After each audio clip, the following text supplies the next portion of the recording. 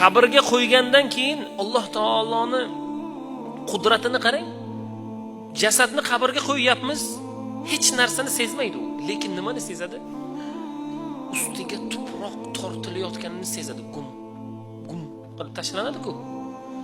O'shanda shuni sezadi. Na qimirlay oladi, na gapira oladi, na hech narsani sezadi, lekin ustiga tuproq tortilayotganligini sezadi, birodar. Qabrga qo'ydi, ustiga tuproq tortildi, jamoat ketdi. Munkar nakir keladimi savol-javobga? Keladi. Xo'p, munkar nakir kelganda nima deydi?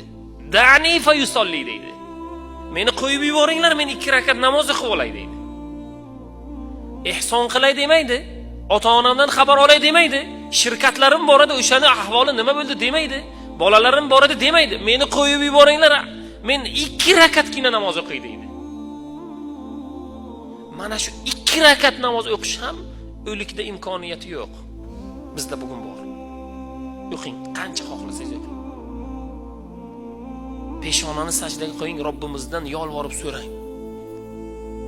O'lik vafot etgandan keyin yo'q u narsa, birodar. Qo'yib yuboringlar deydi farishtalarga. Men 2 rakat namoz o'qib olay deydi.